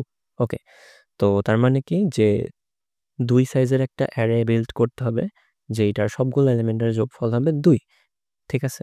কারণ দেখো এরকম অ্যারে আমরা কি বানাইতে পারি? আমরা একটা বানাইতে পারি হচ্ছে 1,1, একটা বানাইতে পারি হচ্ছে 0,2, একটা বানাইতে পারি হচ্ছে 2,0। এই 3টা কম্বিনেশনই তো পসিবল অ্যারে, তাই না? যেহেতু বলছে নন নেগেটিভ ইন্টিজার থাকতে হবে, তাহলে এই 3টা কম্বিনেশনই তো পসিবল যাদের হচ্ছে সবগুলা এলিমেন্টের যোগফল হবে 2, ঠিক আছে? তাহলে দেখো এই 3টা কম্বিনেশনের মধ্যে কোন কম্বিনেশনটা নিলে আমার হচ্ছে গিয়ে এই ভ্যালুটা ম্যাক্সিমাম আসবে, ঠিক আছে? মানে অ্যাডজাসেন্ট ভ্যালুর বিয়োগফলের সাম ম্যাক্সিমাম হবে। দেখো আমি যদি এই কম্বিনেশনটা নিই, তাহলে আমি কি পাচ্ছি? 1 - 1, ঠিক আছে, হুইচ ইজ 0, ঠিক আছে? এই কম্বিনেশনটা নিলে আমি পাচ্ছি হচ্ছে 0 - 2, অ্যাবসলিউট ভ্যালু 2, ঠিক আছে? এই কম্বিনেশনটা নিলে আমি পাচ্ছি হচ্ছে গিয়ে 2 - 0, হুইচ ইজ 2, ঠিক আছে? তার মানে কি ম্যাক্সিমাম কত ভ্যালু পাচ্ছি আমি এখানে? 2 পাচ্ছি। তাহলে আমার আউটপুট কত হবে? আমার আউটপুট হবে হচ্ছে কি এখান থেকে আমার আউটপুট হবে 2। এই টেস্ট কেসের ক্ষেত্রে দেখো এখানে আউটপুট আছে 2, বুঝতে পারতেছো? দেখো থার্ড নাম্বার টেস্ট কেসটা আমরা একটু ডিসকাস করি। থার্ডে আছে 5, 5, ওকে, এবং এটার আউটপুট হচ্ছে 10, ঠিক আছে? কিভাবে 10 আসছে এটা আমরা দেখি। ধরো তোমার কাছে n আছে 5, m আছে হচ্ছে 5, ওকে? তো তার মানে কি তোমাকে 5 সাইজের একটা অ্যারে বিল্ড করতে হবে, 1 2 3 4 5। এটা হচ্ছে তোমার a, এবং এইটার সবগুলো এলিমেন্টের যোগফল হবে 5, ওকে? তাহলে আমরা এদের এক্সাম্পলটাই দেখি এরা কিভাবে বিল্ড করছে। এরা বিল্ড করছে হচ্ছে 0 2 0 3 0, ঠিক আছে? আমরা এটাই নিয়ে আসি 0 2 0 3 0 0 2 0 3 0, ওকে? এখন দেখো তো এই সবগুলো এলিমেন্টের যোগফল কি 5? হ্যাঁ, 2 + 3 5, ওকে, এটা আমাদের স্যাটিসফাই করতেছে। এবার হচ্ছে অ্যাডজেসেন্ট এলিমেন্টগুলোর বিয়োগফলের সামেশন আমাদের কত আসে, এবং আমরা দেখবো এটা ম্যাক্সিমাম কিনা। তুমি যদি এই অ্যারেটাতে ওই রুল খাটাতে চাও, তো দেখো প্রথম 2টা এলিমেন্টের বিয়োগফল মডুলাস করো, প্লাস করো, পরের 2টা এলিমেন্টের বিয়োগফল 2 - 0 মড করে প্লাস করো, পরের 2টা এলিমেন্টের বিয়োগফল 0 - 3 করে প্লাস করো, দেন লাস্টের দুটো এলিমেন্টের বিয়োগফল 3 - 0 করে প্লাস করো। ঠিক আছে, এবার দেখো এটার ভ্যালু কত আসে। এখানে আসে 2, এখানে আসে 2, 3, 3, তাই না? তাহলে আমরা ফাইনাল আনসার কত পাচ্ছি? আমরা পাচ্ছি হচ্ছে 10, রাইট? দেখো তো আমাদের অ্যান্সার কত আসছে এখানে? অ্যান্সার আসছে হচ্ছে 10। ঠিক আছে, এখন কোয়েশ্চেন হচ্ছে যে আমরা এই প্যাটার্নেই কেন সাজাইলাম, অন্য কোনো প্যাটার্নে কেন সাজাতে পারতেছি না? ঠিক আছে, তো দেখো তুমি যদি এই 2 আর 3 কে অন্যভাবে রিপ্রেজেন্ট করতে চাও, ধরো তুমি একটা অ্যারে নিলা এইভাবে, যেখানে তুমি 2 কে রাখলা প্রথমে, 3 কে রাখলা পরে, এরপরে বাকি 3টা ভ্যালু তুমি 0 দিয়ে ফিল করতে পারো। ঠিক আছে, তুমি এভাবেও করতে পারো। এই ক্ষেত্রেও তোমার 2 + 3 হবে কত? 5। ঠিক আছে, m কে স্যাটিসফাই করতেছে। বাট ইন দিস কেস এই কন্ডিশনটি কি স্যাটিসফাই করে? দেখো তো 2 আর 3 এর মধ্যে তুমি যদি 2 - 3 করো 1, 3 - 0 করো 3, বাকিগুলো সব হচ্ছে 0। ঠিক আছে, তাহলে তোমার অ্যান্সার এখানে কত আসে? 4। ঠিক আছে, এটা কি ম্যাক্সিমাম? না, আমরা কিন্তু ম্যাক্সিমাম ভ্যালু পাইছি 10। ওকে, তাহলে দেখো এখন আমরা একটু বোঝার চেষ্টা করি যে কেন এই প্যাটার্নটাই পার্টিকুলারলি এই প্যাটার্নটাই জাস্ট ওয়ার্ক করবে। তুমি যদি একটু অবজার্ভ করো তাহলে দেখবা যে প্রত্যেকটা এলিমেন্টের দুই পাশে দুইটা করে 0 আছে। ঠিক আছে, 2 এর দুই পাশে দুইটা 0, 3 এর দুই পাশে দুইটা 0। কেন এটা নেওয়া হয়েছে? তুমি যদি দেখো তাহলে দেখবা যে হচ্ছে কি এটা নেওয়ার কারণ হচ্ছে কি প্রথমবারে 0 - 2 করবা তুমি, তাহলে একবার আসবে 2, পরের বারে আবার যখন 2 - 0 করবা 2টা আরেকবার আসবে। ঠিক আছে, সিমিলারলি 3 এর ক্ষেত্রেও দুই পাশে 0 আছে, তাহলে অ্যাডজাসেন্ট প্রথম 0 নিয়ে তুমি যদি একটা বিয়োগফল বের করো তাহলে একটা 3 পাবা, পরের 0 নিয়ে আরেকটা বিয়োগফল বের করলে তুমি আরেকটা 3 পাবা। মানে তুমি প্রত্যেকটা এলিমেন্ট দুইবার করে পাইতেছো, ডাবল করে যোগ করতে পারতেছো। তার মানে কি তুমি ম্যাক্সিমাম আউটপুটটা পাচ্ছ। বাট ইন দিস কেস প্রত্যেক এলিমেন্ট একবার করে বিয়োগ হচ্ছে। দেখো এখানে আসছে 2 - 3 1, বাকিবার 3 - 0 3, আর বাকি সব 0। সো এবার বুঝতে পারতেছো যে কেন এই প্যাটার্নটাই জাস্ট কার্যকর। তুমি যদি প্রত্যেকটা এলিমেন্টের দুই পাশে দুইটা করে 0 রাখো তাহলে তুমি প্রত্যেকটা এলিমেন্টের ডাবল ভ্যালুটা পাচ্ছ, তাই না? 2 এর জন্য এখানে পাইছো হচ্ছে তুমি 2 + 2, 3 এর জন্য এখানে পাইছো হচ্ছে 3 + 3। এটাই তোমার ম্যাক্সিমাম ভ্যালু। এর থেকে বেশি কি রিচ করা পসিবল? অবভিয়াসলি না। তাহলে তো সিম্পল, আমরা তো আমাদের অ্যান্সার পেয়ে গেলাম যে সিম্পল অবজারভেশনের মাধ্যমে। তাহলে দেখো আমাদের অবজারভেশন কি পাচ্ছি আমরা? আমাদের অবজারভেশন পাচ্ছি আমাদের যখন n এর ভ্যালু 1 তখন আমাদের আউটপুট 0, যখন আমাদের n এর ভ্যালু 2 তখন আমাদের আউটপুট কত? তখন আমাদের আউটপুট হচ্ছে m এর ভ্যালুটা। ওকে, এটা হচ্ছে আমাদের আউটপুট। আর যখন n এর ভ্যালু 2 এর থেকে বড়, 3 4 5 6 এনিথিং, তখন আমাদের আউটপুট কত? m × 2। দেখো তো 10 মানে কি 5 × 2 না? কারণ কি 5টাকে তুমি হচ্ছে 2 + 3 আকারে লিখতে পারো, তুমি 0 + 5 আকারে লিখতে পারো, তুমি 1 + 4 আকারে লিখতে পারো। তুমি যেভাবেই লেখো না কেন তুমি কি করবা? প্রত্যেকটা এলিমেন্টের দুই পাশে দুইটা করে 0 রাখবা, তাই না? 0 রাখলে প্রতিবারই দেখবা তোমার হচ্ছে অ্যান্সার আসবে 10। ঠিক আছে, এখানে তো 2 + 3 দিয়ে দেখাইছে, আমি 1 + 4 দিয়ে আরেকটা দেখাই, কনস্ট্রাক্ট করে দেখাই এই এক্সাম্পলের জন্য। ধরো তুমি তোমার এটাকে নিলা এভাবে যে 5টা সাইজ থাকবে, তো 5টা এলিমেন্ট থাকবে, তো 1 2 3 4 5। ধরো তুমি 1 বসাইলে এখানে, এর দুই পাশে দুইটা 0, তুমি 4 বসাইলে এখানে দুই পাশে দুইটা 0। তাহলে দেখো এখান থেকে আমরা কি পাই? এখান থেকে পাই 1, এখান থেকে আমরা পাই 1, এখান থেকে আমরা পাই 4, এখান থেকে আমরা পাই 4। ঠিক আছে, তাহলে দেখো তো এটার যোগফল কত? এটার যোগফলও 10। ঠিক আছে, এটাই ম্যাক্সিমাম ভ্যালু। কেন? দেখো 1 আমরা দুইবার পাচ্ছি এই প্যাটার্নে, 4 আমরা দুইবার পাচ্ছি এই প্যাটার্নে। ঠিক আছে, সিমিলারলি তুমি যদি 0 5 নিয়ে অ্যারে কনস্ট্রাক্ট করো সেই ক্ষেত্রেও তুমি 10 পাবা। আর এই 10টা কি? এই 10টা হচ্ছে এই m এর 2 গুণ, তার মানে হচ্ছে অ্যান্সার আমাদের 2m। ওকে, তাহলে আমরা ফাইনালি সামারাইজ করলে আমরা কি পাই? ধরো আমাদের n, আমরা 3টা কন্ডিশন পাই। ধরো n এর ভ্যালু যদি 1 হয় তাহলে আমার আউটপুট হবে হচ্ছে গিয়ে 0, n এর ভ্যালু যদি হয় 2 তাহলে আমার আউটপুট হবে হচ্ছে m, আর n এর ভ্যালু যদি গ্রেটার দেন 2 হয় তাহলে আমার আউটপুট হবে কত? 2m। ঠিক আছে, সিম্পল অবজারভেশনাল প্রবলেম। ওকে, তাহলে চলো আমরা আমাদের কোডটা দেখে ফেলি। দেখো আমাদের কোডে আমরা প্রথমে হচ্ছে n আর m কে ইনপুট নিলাম, দেন হচ্ছে গিয়ে আমাদের 3টা কেস মানে ছিল যদি n 1 হয় তার মানে কি আমার কোনো অ্যাডজাসেন্ট এলিমেন্ট নাই অ্যারের মধ্যে, তার মানে কি আমি অ্যাডজাসেন্ট এলিমেন্টের সাথে কোনো অপারেশনও করতে পারবো না। দ্যাট মিনস আমার আউটপুট হবে অলওয়েজ 0, ঠিক আছে, regardless what ever the value of m। ওকে, এবার দেখো n এর ভ্যালু 2, মানে 2টা এলিমেন্ট আছে। তার মানে কি 2টা এলিমেন্টকে জাস্ট আমি সোয়াপ করে, মানে একটাকে সামনে একটাকে পরে, এক মেথডেই আমি সাজাইতে পারি, তাই না?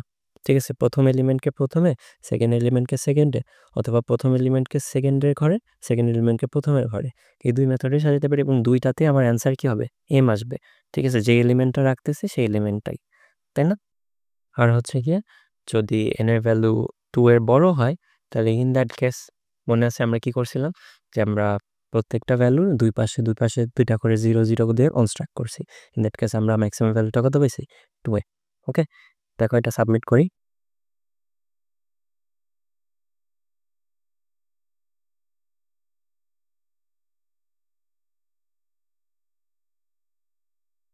অ্যাকসেপ্টেড। ওকে ওকে, দেখো আমরা আমাদের পরবর্তী প্রবলেমে চলে আসছি।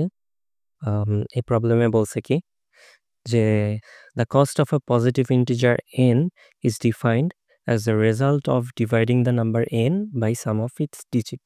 ওকে, এক্সাম্পল দেওয়া আছে, if the number is 104, তাহলে এটার কস্ট হবে কি 104 বাই 1 প্লাস 0 প্লাস 4, মানে হচ্ছে কি যে ডিজিটগুলো আছে সেই ডিজিটগুলো যোগফল দিয়ে ওই নাম্বারটাকে ভাগ করলে যে ভ্যালুটা পাবো সেটা হচ্ছে আমাদের কস্ট। ওকে, এটা হচ্ছে আমাদের কস্ট।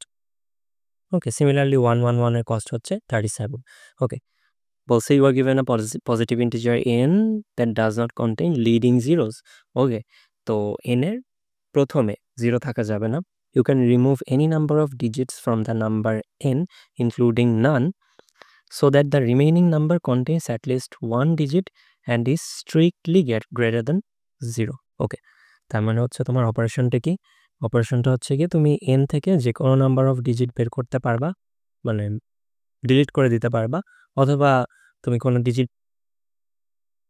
সো তোমার অপারেশনটা কি? তোমার অপারেশনটা হচ্ছে যে তুমি n থেকে যে কোনো নাম্বার অফ ডিজিট তুমি ডিলিট করতে পারবা, বাট কন্ডিশন হচ্ছে গিয়ে ডিলিট করার পরে যে নাম্বারটা থাকবে সেইটা স্ট্রিক্টলি গ্রেটার দেন 0 হইতে হবে, মানে একটা পজিটিভ নাম্বার হইতে হবে। Okay, and the remaining digits can not be rearranged. Okay, so summarise করলে কি হয়, যে ধরো তোমার একটা নাম্বার দেওয়া আছে n, ওই নাম্বার থেকে তুমি যে কোনো সংখ্যক ডিজিট বের করে ফেলতে পারবা, বাট কন্ডিশন হচ্ছে গিয়ে যে বের করার পরে যে নাম্বারটা আসবে ওইটা তোমার গ্রেটার দেন 0 হইতে হবে, এবং তুমি চাইলে তোমার ফাইনাল যে নাম্বারটা হবে সেই নাম্বারের শুরুতে তুমি 0 রাখতে পারো।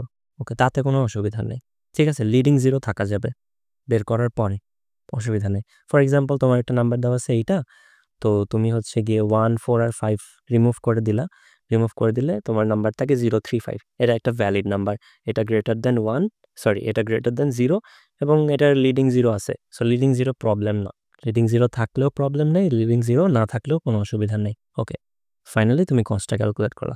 এখন তোমাকে কোয়েশ্চেনে চাইছে যে what is the minimum number of digits you need to remove from the number, minimum number of digits you need to remove so that the cost becomes minimum.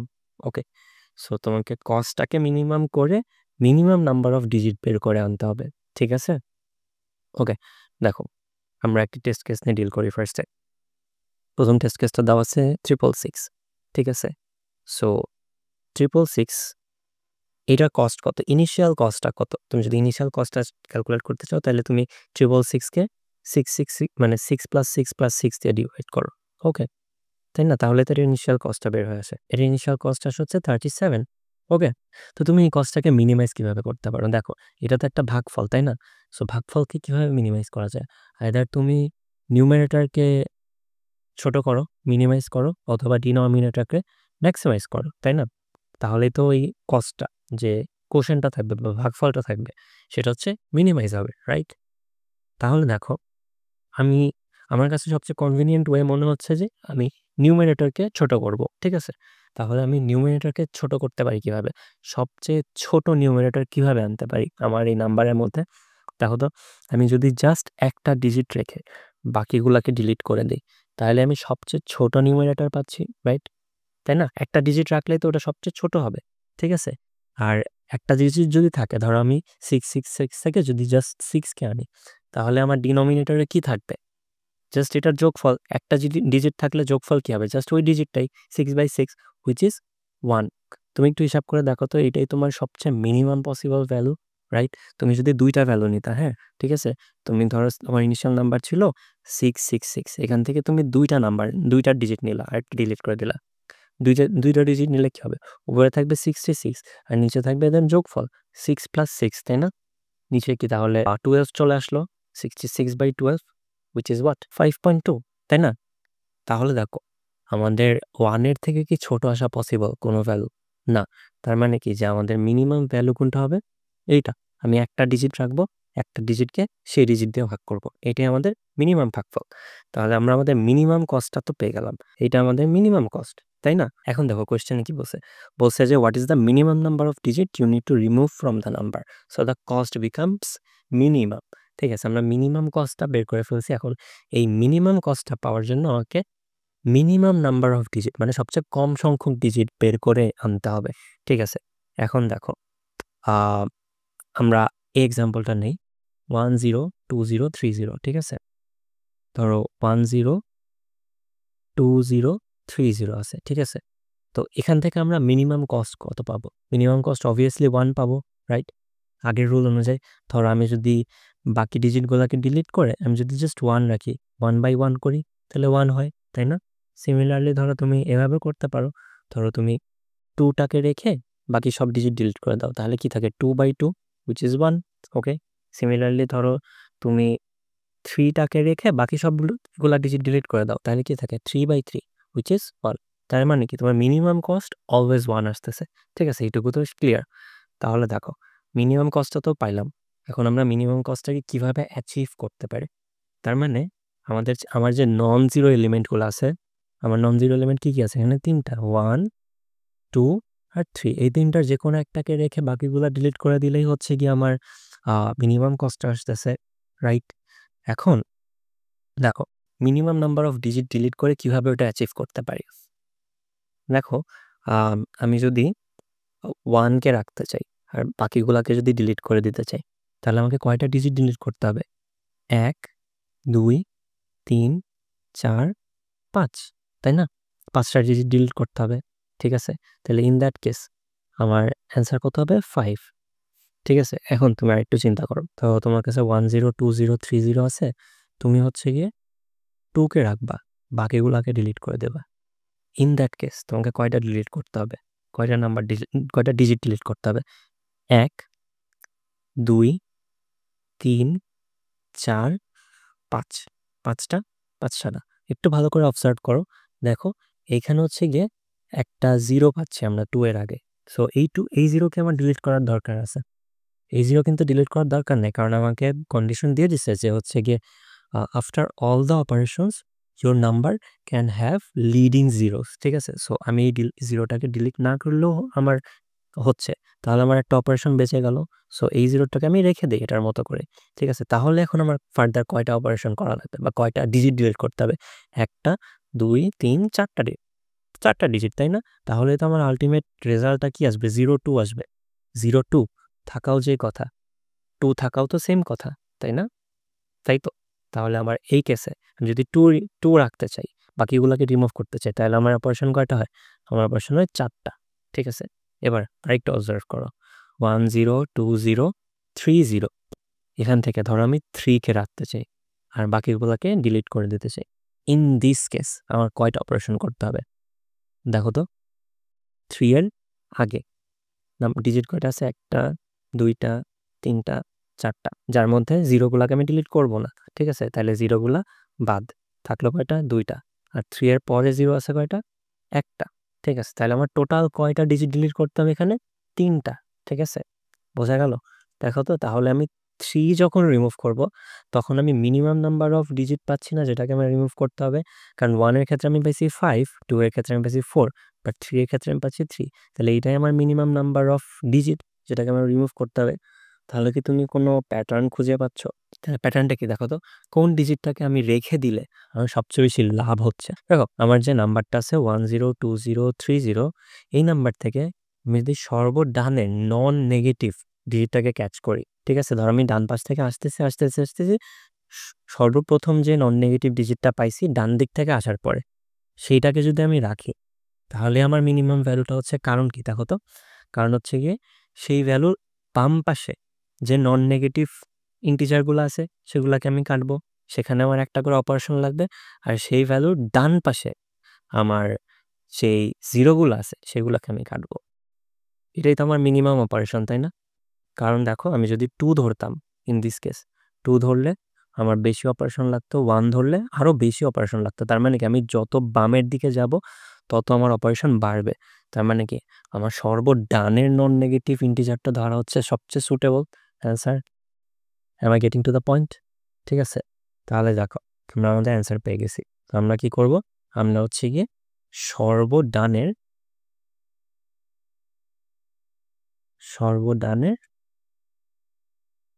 Non negative ইন্টিজারকে রেখে বাকিগুলো ডিলিট করে দেব, বাকিগুলো remove করে দেব। ঠিক আছে, এটাই হচ্ছে কি আমার সবচেয়ে অপটিমাল অ্যান্সার। ঠিক আছে, সবচেয়ে অপটিমাল অ্যান্সার। এখন দেখো, ইন দিস কেস আমার অ্যান্সার কত হবে?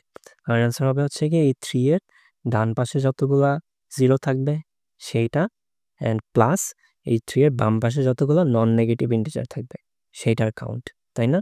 এই বাম পাশে নন নেগেটিভ ইন্টিজার আছে 2টা, ডান পাশে জিরো আছে 1টা, তাহলে টোটাল কাউন্ট করতে হবে 2 + 1 হুইচ ইজ 3। ঠিক আছে, দেখো তো এটা ইমপ্লিমেন্ট করা খুবই ইজি। আমাদের যে নাম্বারটা আছে সেটাকে আমরা একটা স্ট্রিংয়ের মধ্যে নিতে পারি। ঠিক আছে, ধরো আমি একটা স্ট্রিং বানাইলাম। ওকে, 1 2 3 4 5 6। ঠিক আছে, এটা হচ্ছে আমার এন, এখানে আমার নাম্বারটা যাবে। ঠিক আছে, 1 0 2 0 3 0, এবং স্ট্রিংয়ের ইন্ডেক্সিংটা হচ্ছে এরকম 0 1 2 3 4 5। ওকে, এটা হচ্ছে স্ট্রিংয়ের ইন্ডেক্সিং। আমি কি করব, আমি হচ্ছে স্ট্রিংয়ের রাইট সাইড থেকে, মানে লাস্ট থেকে হচ্ছে ট্রাভার্স করা শুরু করব। ওকে, ট্রাভার্স করব। ধরো প্রথমে এখানে গেলাম, এটা কি নন জিরো? না। তাহলে পরেরটা গেলাম, এটা কি নন জিরো? হ্যাঁ, 3 একটা নন জিরো ইন্টিজার যেটা সর্বডানে পাচ্ছি। তাহলে আমি এই ইন্টিজারের যে ইন্ডেক্সটা আছে সেটাকে এক জায়গায় স্টোর করে রাখতে পারি। ধরো আমি একটা ইন্ডেক্স ভ্যারিয়েবল নিয়ে এই 4কে স্টোর করে রাখলাম এখানে। ঠিক আছে, আমি এই 3কে মার্ক করে রাখলাম। ঠিক আছে, এটাই হচ্ছে আমার ডেস্টিনেশন। এখন কি করব, এই 3 এর ডান পাশে কতগুলা জিরো আছে এটার কাউন্টটা কিভাবে বের করব? আমি সিম্পলি আমার স্ট্রিংয়ের যে লাস্ট ইন্ডেক্সটা আছে সেইখান থেকে কারেন্ট ইন্ডেক্সকে বিয়োগ করে দিলে আমি এই লাস্টে কতগুলা জিরো আছে সেটা বের করতে পারবো, তাই না? ধরো এই ক্ষেত্রে আমার 3 এর পরে জিরো আছে কয়টা? একটা। আমি জাস্ট 5 - 4 করে দিলেই 1 পেয়ে যাচ্ছি, তাই না?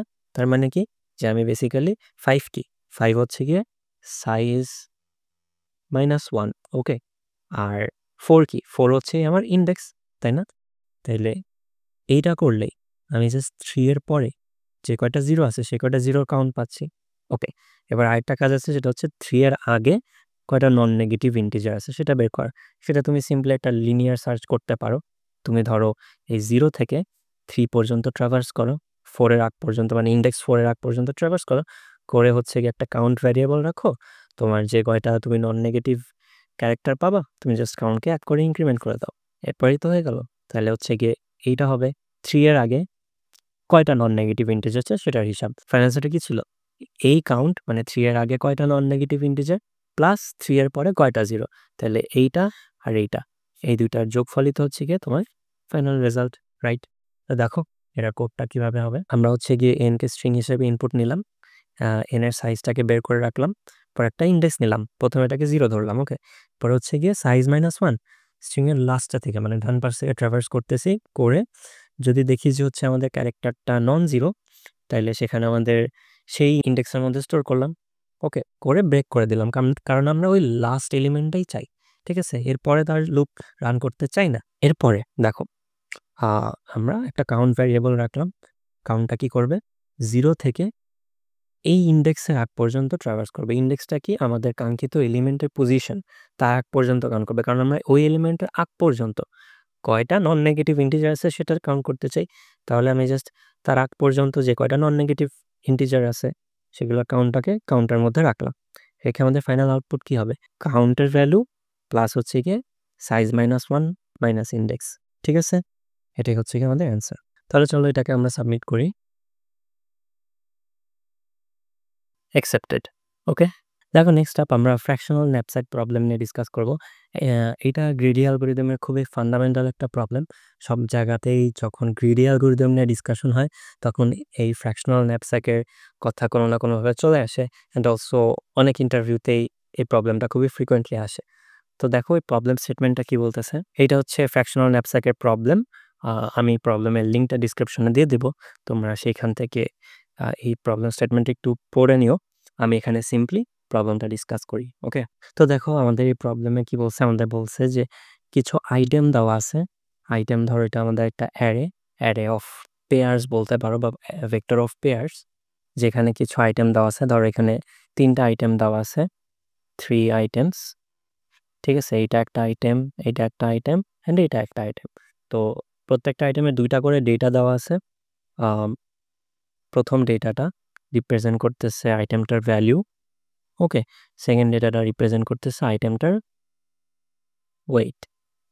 অলরাইট, তাহলে দেখো অলসো আমাদেরকে একটা ক্যাপাসিটি দেওয়া আছে। এইটা হচ্ছে গিয়ে ধরো তোমার একটা ব্যাগ, যেটার টোটাল ক্যাপাসিটি দেওয়া আছে ডাব্লিউ, বা সে টোটাল ডাব্লিউ ওয়েট ধারণ করতে পারে, তার ম্যাক্সিমাম ক্যাপাসিটি ডাব্লিউ ওয়েট। ওকে, তো তোমাকে বলছে যে এই আইটেমগুলা তুমি এক এক করে এই ব্যাগের মধ্যে পুট করবা যতক্ষণ না তোমার এই ব্যাগের ক্যাপাসিটি ফুলফিল হচ্ছে। ওকে, তাহলে দেখো আমি যদি প্রথম আইটেমটাকে ব্যাগের মধ্যে পুট করি, তাহলে আমার ব্যাগের মধ্যে যাচ্ছে 60,10। ওকে, তো ব্যাগের টোটাল ওয়েট, এখানে কোয়েশ্চেনে ব্যাগের টোটাল ক্যাপাসিটি দেওয়া আছে 50। ঠিক আছে, তো ব্যাগের ক্যাপাসিটি যদি 50 হয়, প্রথম আইটেমের ওয়েট কত? 10, ব্যাগের টোটাল ওয়েট হচ্ছে 50, তাহলে অবভিয়াসলি 10 ওয়েটের আইটেমটাকে আমরা রাখতে পারবো। ঠিক আছে, রাখার পরে রিমেইনিং ওয়েট কত? ডাব্লিউ হচ্ছে 50 মাইনাস 10। ওকে, তার মানে আরও 40 সে ধারণ করতে পারবে।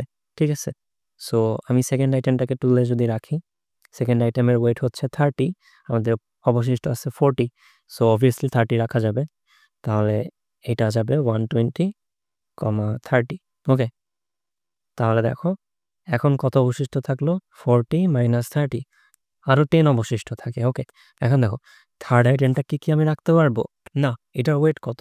20, আর আমাদের অবশিষ্ট আছে হচ্ছে 10। সো এই পুরো আইটেমটাকে তো অবভিয়াসলি রাখা যাবে না। But hair comes the magic of this problem. এই ফ্র্যাকশনাল ন্যাপস্যাকে বলছে যে তুমি যে কোনো আইটেমের কিছু ভগ্নাংশ রাখতে পারবা বা ফ্র্যাকশন রাখতে পারবা। তাহলে দেখো যদি আমরা 20 পুরো ওয়েটটাকে যদি আমি এখানে রাখতে না পারি, তাইলে এটার ভগ্নাংশ রাখি, আমার অবশিষ্ট কত জায়গা আছে? 10। তাইলে আমি এই আইটেমের 10 সংখ্যক ওয়েটটাকে তুলে নিয়ে আসে রাখতে পারি না? ফর এক্সাম্পল ধরো আমি তোমাকে বলি যে এই আইটেমের ওয়েট হচ্ছে 20, ভ্যালু হচ্ছে 100। ঠিক আছে, তার মানে কি যে 20 ওয়েটে ভ্যালু আছে কত? 100, রাইট? তাহলে পার ওয়েটে ভ্যালু কত? পার ওয়েটে ভ্যালু হচ্ছে 100/20। তাহলে দেখো আমাদের অবশিষ্ট আছে কত? 10 ওয়েট, মানে ক্যাপাসিটি আর 10 বাকি আছে। তাহলে দেখো 10 ওয়েটের ভ্যালু কত? 100/20 ইন্টু 10, রাইট, উইচ ইজ 50। তাহলে কি আমি 10 ওয়েটের সমপরিমাণ আইটেমটাকে এখানে রাখতে পারি, যেটার ভ্যালু হবে কত? 50। তাহলে আমি আমার ব্যাগের মধ্যে রাখবো কত?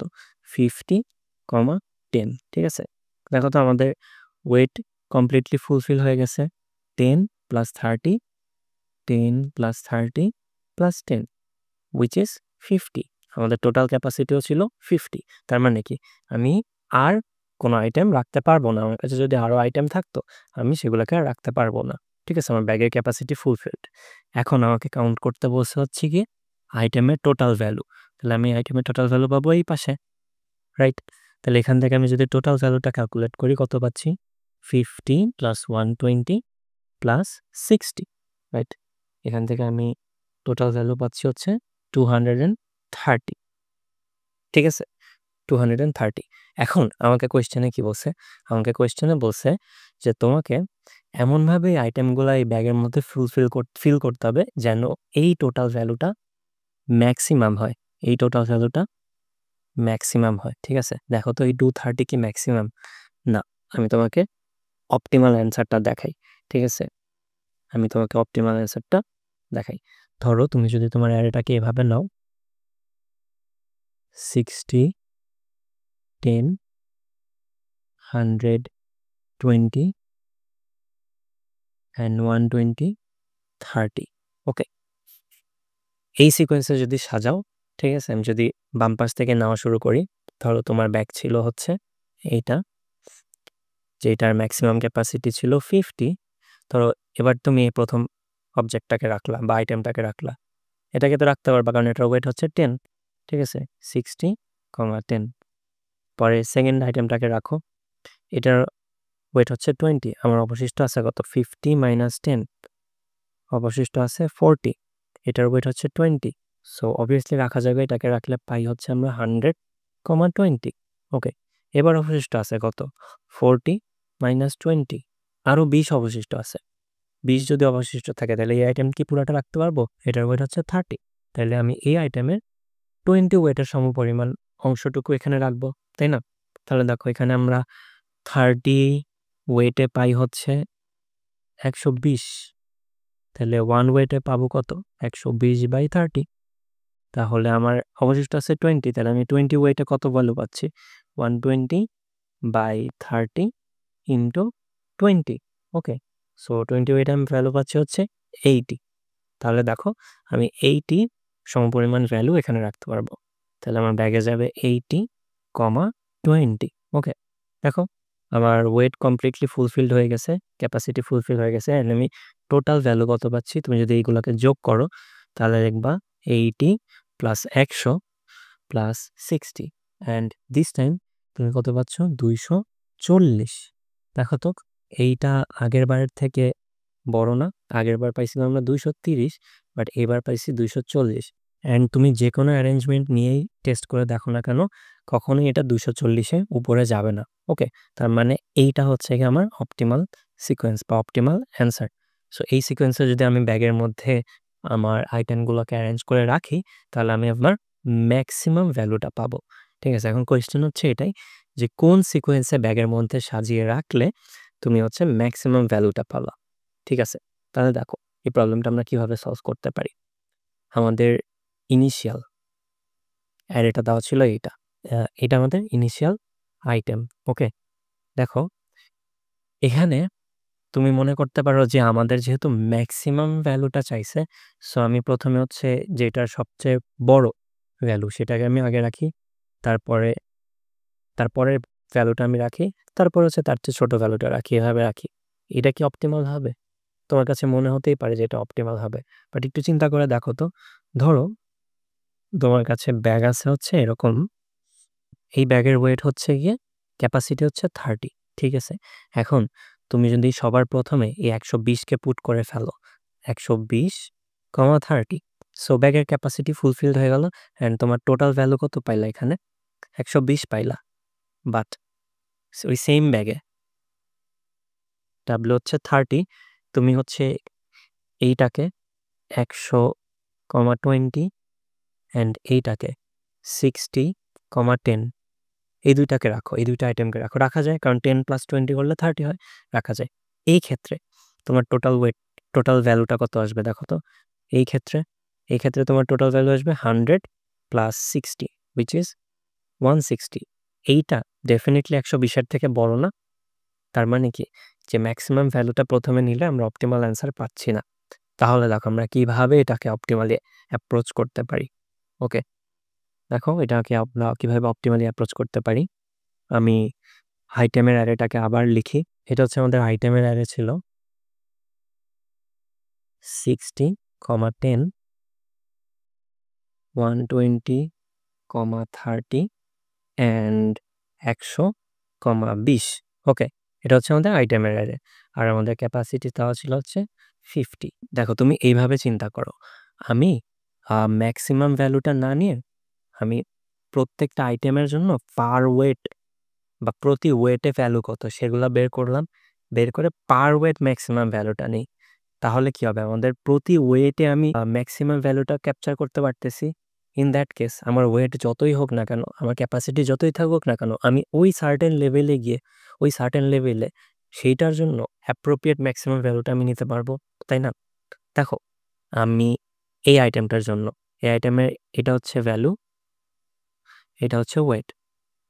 তাহলে এই আইটেমের পার ওয়েট ভ্যালু কত? 60/10, রাইট?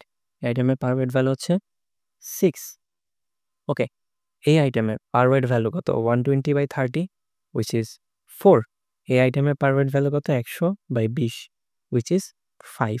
ঠিক আছে, এখন এই পার ওয়েট ভ্যালুটাকে যদি আমি ডিসেন্ডিং অর্ডারে সাজাই, এই পার ওয়েট ভ্যালুটাকে ধর আমি ডিসেন্ডিং অর্ডারে সাজালাম, মানে আগে 6কে নিব, পরে 5কে নিব, পরে 4কে নিব। এই অর্ডারে যদি এখন আমি ব্যাগের মধ্যে পুট করা শুরু করি, তাহলেই কি আমার ম্যাক্সিমাম ভ্যালুটা আমি পাচ্ছি, রাইট? এবার দেখো, এবার যদি তোমার ব্যাগ নাও, তোমার পার ওয়েট ম্যাক্সিমাম ভ্যালু কত কারেন্টলি?